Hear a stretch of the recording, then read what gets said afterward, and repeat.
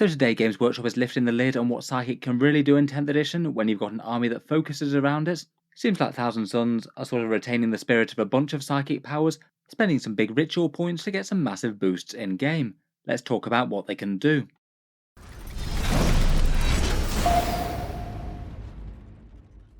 Hello and welcome back to Warspets Tactics, where today we're talking about Games Workshop's preview for the Dusty Legion of Magnus, one of the armies that I think really quite a lot of people were interested to see how they'd be interpreted in the 10th edition rules, particularly given as Games Workshop has sort of removed the phase that they played around the most. The Psychic phase has been scattered to the four winds, with powers being moved into the shooting and command phase and things. I'd say the preview is a pretty interesting one, kind of interesting that they are sort of retaining psychic powers in their own way, plus we get a whole bunch of other hints as to how the army is going to be operating in game with their new detachment rules and a few datasheet previews. For the main reveals today, we've got a few interesting army trends as always, things that you can learn from some datasheets. The army rule is called Cabal of Sorcerers. You basically generate points similar to how you did in 9th edition, but now you spend them on 5 different essentially psychic powers from the old book. It does mean that Thousand Suns retain a bit of a central pool of powers that can pop up anywhere. The Cult of Magic is their launch detachment. This one seems to keep with the theme that it had in the previous book. The focus on this one is mastery of psychic powers, it would seem. The core rule is dedicated to amping up direct psychic damage that you might have on your datasheets. We've got a couple of individual rules previews in the attacks of the Mutalith Vortex Beast and a Psychic Defense Stratagem, plus datasheets for Ahriman and Rubric Marines, two really interesting ones to see I think.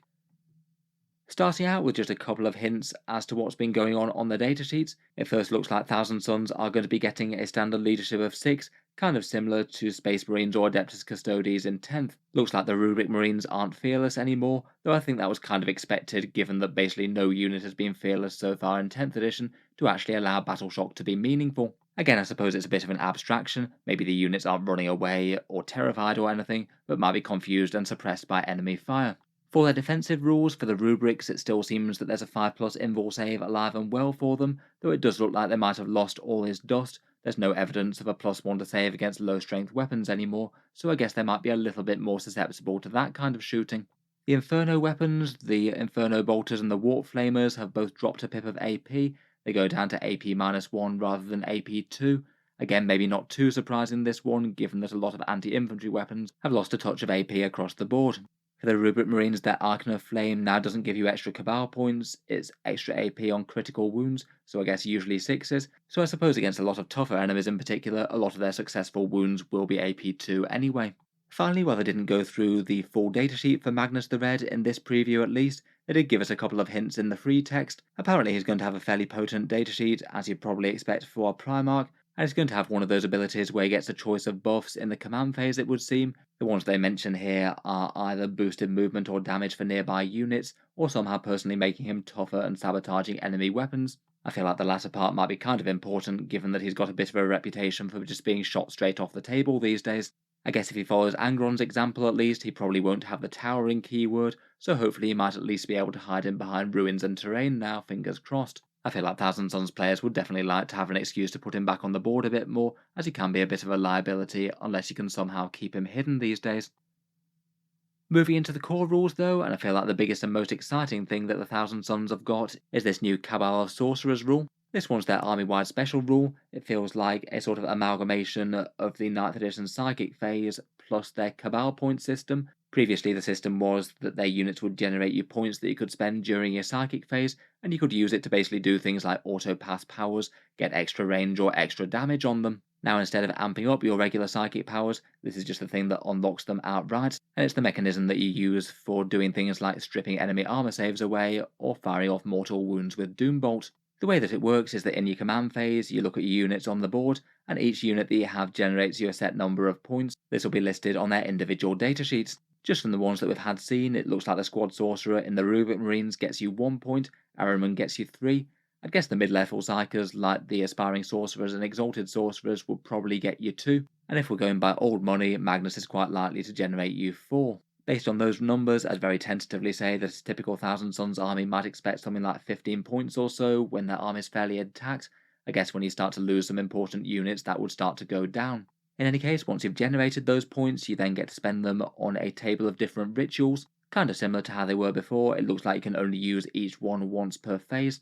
Though at least from these core rules, it doesn't necessarily look like any one psyker is limited to just using one of them. It sounds like, at least on paper, if you wanted to focus all of your psychic might, you might just literally be able to have one unit spit out a whole bunch of these if you had the points available. It looks like Battle Shock would negate the generation of these points, so I guess that's another way that it's going to be just a little bit more meaningful in 10th. For the list of these ritual psychic power type things that you can enact, it looks like you've got a choice of 5 of them. These ones seem to be 5 of the slightly more common psychic powers that you could use in the previous edition, and to be honest, all of them do look really quite meaningful and relevant. For the general trends, they usually affect a unit within 18 inches, so it looks like you're able to target other units besides your Psyker's own one. That's a bit different to most of the psychic things that we've seen so far in 10th edition. A lot of them seem to be leader abilities just locked to the unit that they're leading. Going through the list, for 2 Cabal points, we've got Weaver of Fates. This one, rather than being a 4+ invul anymore, is now just a single re-rolled save, but it is very, very cheap. You use it at the start of any phase, and then once during that phase when a saving throw is failed for a friendly Thousand Suns model within 18 inches, you get to re-roll that saving throw. This one might sound a little bit weak, basically a single reroll, but honestly I think that's kind of valuable just for 2 Cabal points. It gives you a really decent chance to just save some damage that you would have taken otherwise. Say if you were saving a Scarab Occult Terminator on a 3+ or a 4+, having a very good chance to just save that Terminator's life for 2 Cabal points only seems like a really good move. Next up, for 5 Cabal points, we've got Temporal Surge. This one keeps the flavour of the old warp time. You get to target a Thousand Suns unit within 18 inches of the Psyker. It doesn't look like that's very restricted at all, so you could do it on really big vehicles and units if you should so want to. It does forbid the unit from being able to make a charge, but even so that's still going to have loads of value. You could push up a big tough unit onto an objective that they couldn't quite reach, or you could use it for getting close range shooting in range. Maybe in particular that could be quite nice for things like Warp Flamers, I feel. Seems very solid. Getting more movement for the Thousand Suns is pretty excellent, given that they tend to be a little bit slow on the board normally. Going upward in cost, Echoes from the Warp is 6 Cabal points. This one basically allows the bearer's units to use one stratagem for 0 CP, and that stratagem can be one that was already used this phase already. Command points in 10th edition tend to be fairly constrained, and you don't get all that many of them, so being able to unlock ones for free is really quite big. That could be very nice for any 2 command point ones that you might have access to. We don't know the entire list of Thousand Sun stratagems yet, but even on just things like maybe even firing Overwatch, that seems pretty powerful. That could be flat extra damage basically for free there on a unit that your opponent really doesn't want to have shot by a whole bunch of combi bolters or something. Next up, we've got Direct Damage and Doom Bolt. This one's a big 7 Cabal points, but this one does look like it will be handing out some very reliable damage. You've not got any chance to do nothing with this. On a 1, you get D3 mortal wounds on the targets. On a 6, you get a massive D3 plus 6 mortal wounds, but you're most likely to get D3 plus 3 on a 2 to 5. That really is quite a big focused punch, to be honest. You'd likely be getting one dead Terminator and either damaging or killing another. I feel like that's going to be a nice easy one to get value out of this mechanic, even if it is a bit expensive.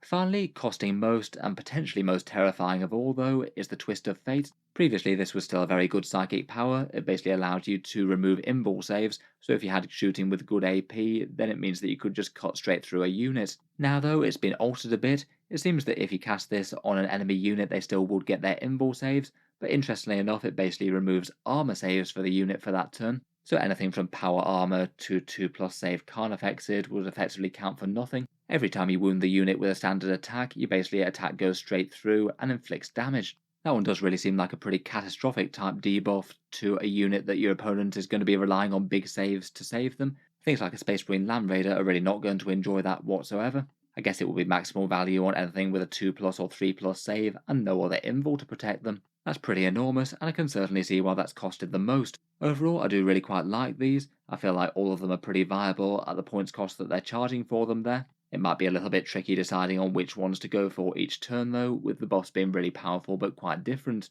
We have seen a couple of things that can manipulate them already. Apparently a nearby Mutalith can double the range on these for a cycle within 6 inches, and Ahriman gets a free one once per game. I suppose that would be really quite powerful to go with the Twist of Fate, I guess, and try and strip some armor saves. I'll be interested to hear which of these you think is the strongest.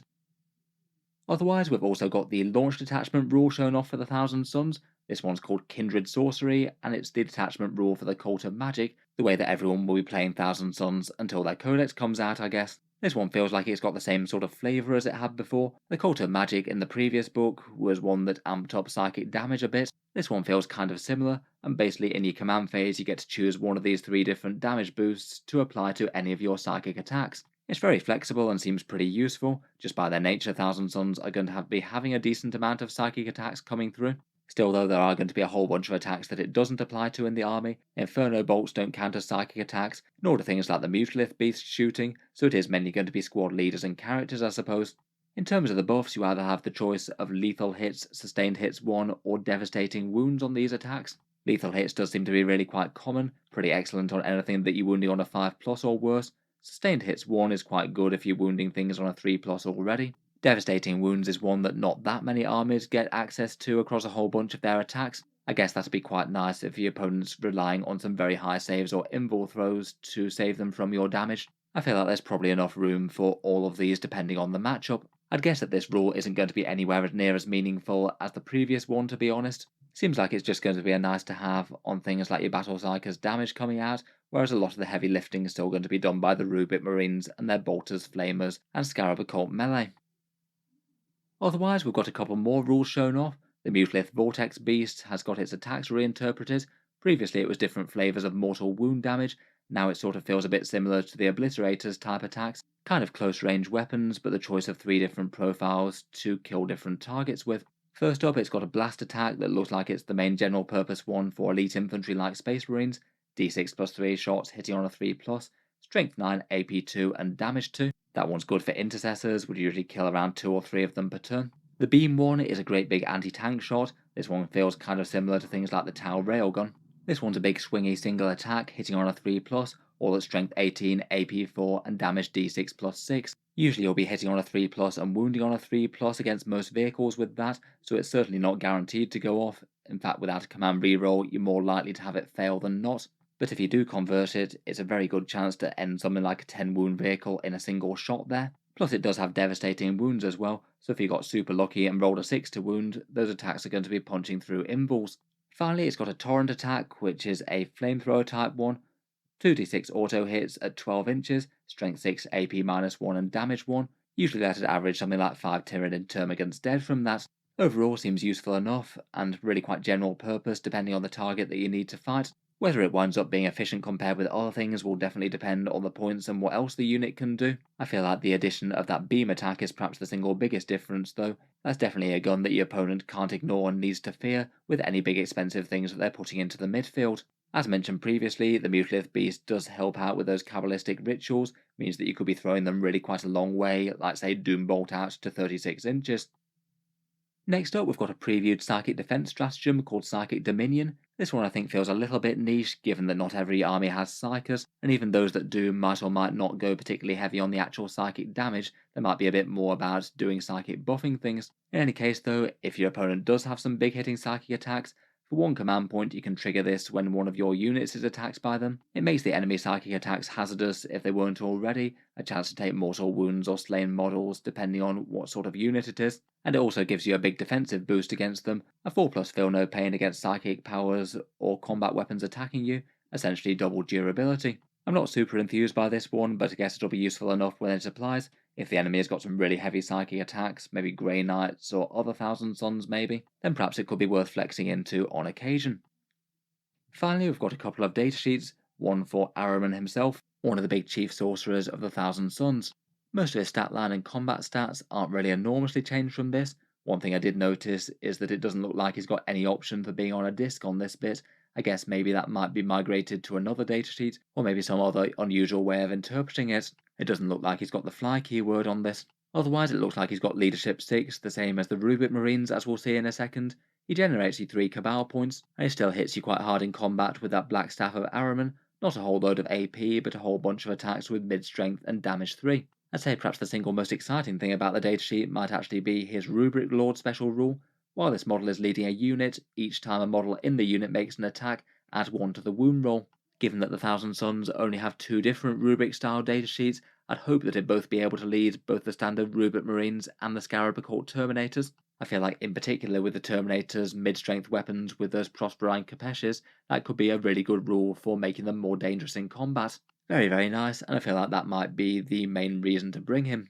Otherwise though, he's got a really big hitting free Kabbalistic ritual once per game. His Arch Sorcerer of Tzeentch rule means that just once per game you can use one Kabbalistic ritual for 0 Cabal points. I feel like in general that would almost have to be that Twist of Fate rule just to remove enemy armor saves for a turn and basically mark an enemy unit for almost certain death, provided you can fire a whole bunch of volume fire into them. In a pinch, I guess throwing an extra d3+3 mortal wounds with Doombolt is still a pretty reasonable use of that. It'll certainly kill something, but overall I feel like the remove armor saves might be better most of the time. Finally, for his psychic damage, it looks like he gets the Psychic Stalk power. I'd guess the individual psychic powers are going to be handed out between the different flavours of Sorcerer, between the standard ones, the Infernal Master, and the Exalted Sorcerers. Psychic Stalk is now basically a single shot sniper attack. It hits on a 2+ with Strength 6 and AP -1, and if the enemy does happen to fail its save, then you get d6 damage. It does in theory at least have the chance of sniping an enemy character right out of a squad.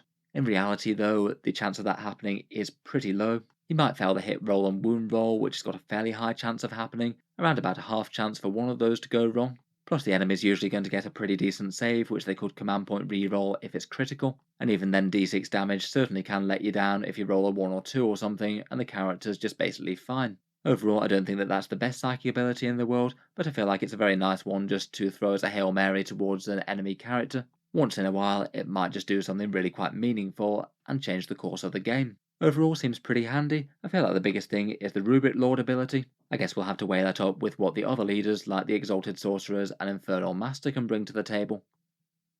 Finally, last but not least, we have the battle line of Tzeentch in the Rubric Marines. These guys have been a really solid unit for the Thousand Suns over 9th edition, and again they maybe don't really feel that they've changed too much in flavour. Still going to be a slow indomitable battle line spitting out Inferno bolts. Defense wise, it does appear that they've lost that all is dust rule, though it seems that the Rubric Marines at least retain their 5+ invul save, so they're still going to be abnormally durable for Space Marines against high AP weapons. Their leadership 6+ are not fearless, so it does mean that they will have the chance of being battle shocked, but they do seem to have about as good a chance as any as passing the test, at least in 10th edition. They do appear to have lost a pip of movement. Previously they moved 6 inches, and moving 5 will be a bit on the painful side for them. They're a unit that maybe you don't want to advance too much, given that they don't have assault weapons, and it looks like the Warp Flamer has lost the assault rule, so you can't advance and shoot that anymore. 5 inches movement isn't exactly great in an already kind of slow army. Weapons-wise, it looks like the general theme is that their Inferno weapons and the Soul Reaper cannon have all lost AP. They're all AP -1 now. The Inferno bolter is 2 shots out to 24 inches. It's not rapid fire anymore, so it means that that can at least spit out a few more shots on the move. The Warp Flamers have gained Ignore Cover in exchange for their lost AP, and the Soul Reaper cannon has gained a shot out to 6 shots. It's also picked up Devastating Wounds as well, so 6s to wounds gets to be swapped for Mortals.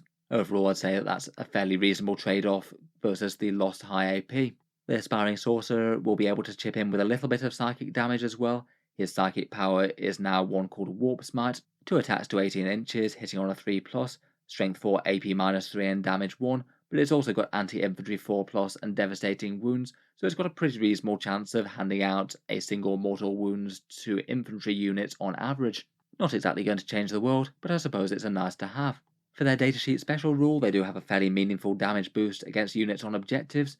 You get to reroll 1s to wounds just full stop whenever they make an attack, but if their attacks happen to be against an enemy unit that's holding an objective point, it means that they get 4 rerolls to wound against them. Really quite nice with volume fire things like Soul Reaper cannons and Inferno bolt guns. Should be good for stacking some saves and making a few enemies fail against those AP1 attacks. A few times as well, they will be getting AP -2 on those. The Icon of Flame means that critical wounds get an extra pip of AP.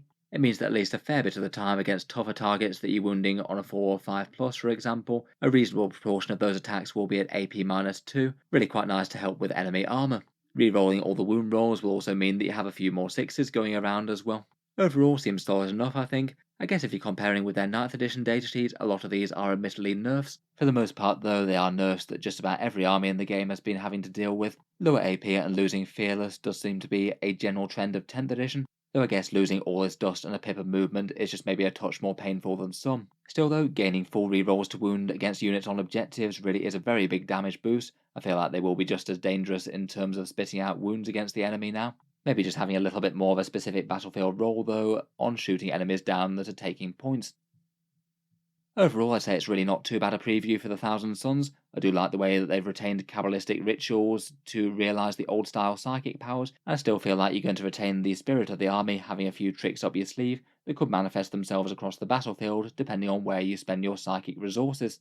Ahriman and the Rubrics both seem absolutely fine. How good they wind up being will of course depend on their points costs. The Mutalith beast getting an enormous anti-tank shot is kind of fun, maybe a bit unreliable, but I wasn't expecting it to basically get something that's nearly as strong as railguns. I'd say maybe their detachment rule is one of the more underwhelming things, only affecting psychic damage and nothing else, when arguably psychic damage isn't looking like it's enormously potent from the previews that we've seen so far. Let me know your thoughts though. How are you liking the new look of Thousand Sons in 10th edition from these rules previews? If you've enjoyed the video, then feel free to subscribe to Auspex Tactics. I'll certainly keep up with the regular 40k updates. I do tend to post new ones just about every day. Finally, if you have been enjoying all the videos on the channel, I would just like to mention that Auspex Tactics does have a Patreon page as well, and if you'd like to help support and keep these videos coming, the link is down in the video description below. Channel patrons do get a fair few advantages, seeing certain videos early, regular votes to see what sort of things happen next on the channel, and automatic entry into the regular prize giveaways with a chance to win some big model kits each month. If any of that sounds good to you, or you'd just like to help support, the link is down in the video description. In any case, an absolutely enormous thank you for listening, and I'll hope to see you guys next time.